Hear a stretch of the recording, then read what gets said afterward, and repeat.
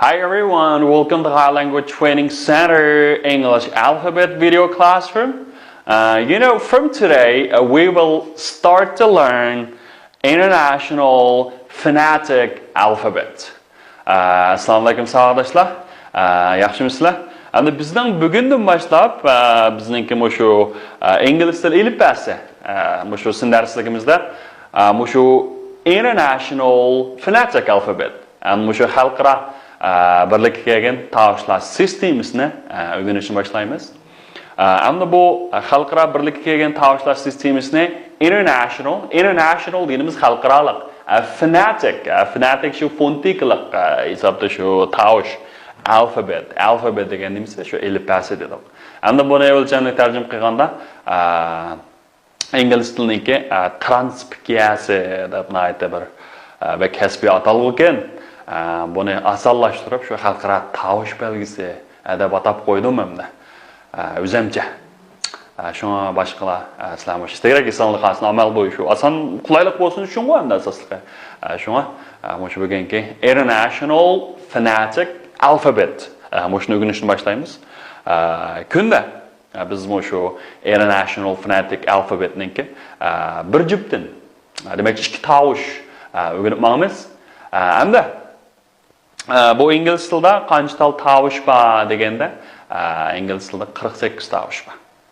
48 tovush. Ular so'ziq tovush, uzuq tovush deb qaraladi. Endi bu tovush degan nima desanglar, shu tilning eng kichik birligi. Masalan, har xil ovozlar, masalan degandek, i degandek-chi. Bu shunga o'xshash eng kichik bir shu kichik tovushlarning o'rnidan qanday desanglar so'zlar tuzildi. Yoki harflar. Shunda bular bag'an sirqanlar desanglar ko'p ma'noga. Demak, hamda shu oldin qatim degan ingliz tili qanday ataladi desanglar, xuddi atni eshak deydigan yoki eshakni deydigan. Shunami? Demak, yezilish bir xil, o'qilish yana bir xil.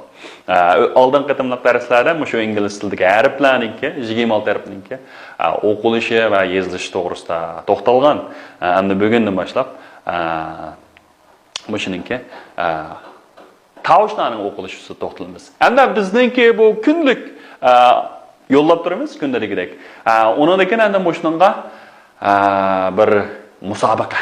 Bu qanday musobaqa desanglar, shu tovushlar bilan birga ba'zi tongue twister. Okay, tongue twisters deganimiz nima desanglar, har xil til qayrish mashqi bor-ku. Til qayrish mashqi. Shu til qayrish mashqini nihoyat o'lchamli talaffuz qilib bizga yo'llab bersanglar, ya'ni bizniki g'oyabiz deb solinma. Undan keyin bizniki abditali Android va iOS nusxasidagi abditali va shu abditalniki hamda ovozliq inkas qaytirish iqtidori bor-ku. Degan bunda qarasanglar, shu sizniki bir mikrofonning belgisi bor-ku. Shu yerni besib, sizlar ovozinglarni eng yaxshi mashq qilib, shuningdan avatsanglar, biz eng yaxshi bo'lgan moyarni tanlab, bizniki shu appniki VIP degan yerda har xil haqliq darslar bor-ku.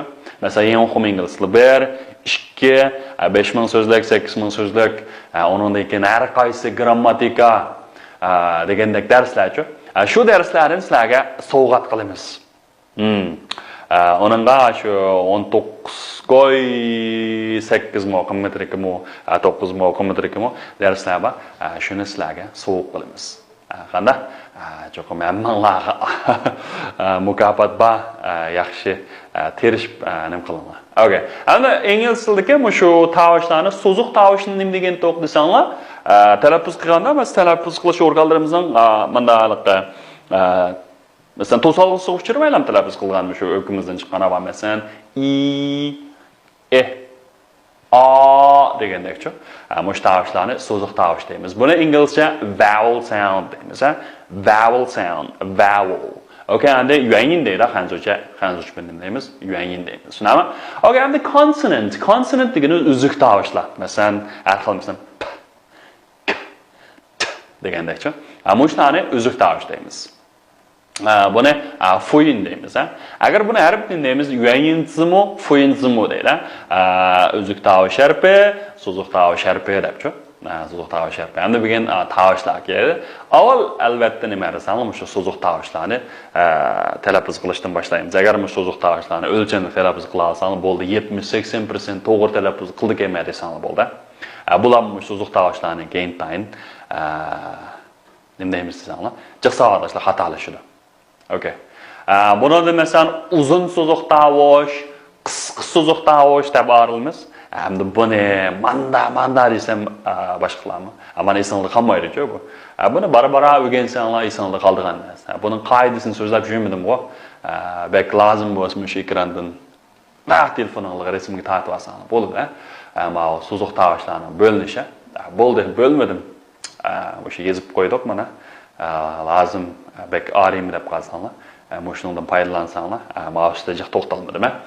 Mana uzuk tovushlarniki 28 uzuk tovushi. Bularniki voy manda deb nazariyani jiq so'zlamay. Amniyat kelsa qanda. Alright. Okay, endi birinchi tovush nima desanglar? I. Yaxshi. I. Good. I. Qaranglar, bu shu ingliz tilidagi harflar, masalan EA, EI degan mushtaviqlar I deb talaffuz qilindi. Okay, unda birinchi so'z qarab qaranglar, I. Okay. Buni talaffuz qilganda, masalan birinchi so'z qilgan sheep. Okay, ma SH nima? Deb talaffuz qildi. Endi I nima? I. Buni talaffuz qilganda og'zinglar kulgandek shiktarakın. Shunaqmi? Amanda ikki tarafdan tortildi. Okay. Qiyshinglar qanday qildi desang, unda kedirdi. I. Ko'ringlarmi? I. Okay. Hargiz I emasmi? Okay, endi bu yerda bir muhim narsa, qarasanglar bir talishga osmichi kutib turdi shunami tirnoqning ichida. Demak, tirnoq bo'lsa nima baning ichida tovushgan, xalqaro birlik kelgan tovushgan deymiz. Agar u bo'lmasa-chi, u xat bo'ladi-mi? Vallahi harf bo'ladi. Demak, endi u so'zash belgisi. Xuddi lag'man so'zgandek qanday qilamiz? So'zaymiz. Nima? I. Qishing bunda qash etib baqqanmi? Qizlar bo'lsanglarmi?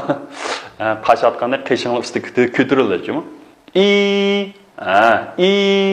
Qaylan og'zinglar qanda? Saqt qilgandekmikan? Okay, degandek. Mana shunday tarafini I. Good. Xatolashmang. Deb qo'ysa bo'lmaydi. I. Okay. Sheep. Good. Sheep. Endi bu nima desanglar? Sheep deganimiz qo'y degan gap. Talaffuz qilib baqam, nima? Sheep. Excellent. Bu nima bo'ldi? Sheep. Qo'y. Nima tegrikschi? Ama SH nima? degan tushunama, keyindagi o'xshash bir yolg'iz nima I deb talaffuz qilamiz. Shuning bilan nima? She. Yaxshi. She. Agama ayollarga u deymiz-ku, almash. Almash deymiz, shu. Almashdi o'shu. She deymiz, ha? Agama masalan she is degandek. Birinchisi nima ekan? Sheep. Tegizgisi yo'q. She ma qishinglar turvas bo'lmaydi-mi? Og'zingizda kulgandek, menga qarab yaqinlar. Sheep. Okay. Ma'no o'qib yaqinlar qani. Birinchisi j ekan shunama. Uni degan keyingisi Uni degan keyingisi nima? I. Shuninglar nima bo'ldi? Jeep. Yaxshi. Jeep.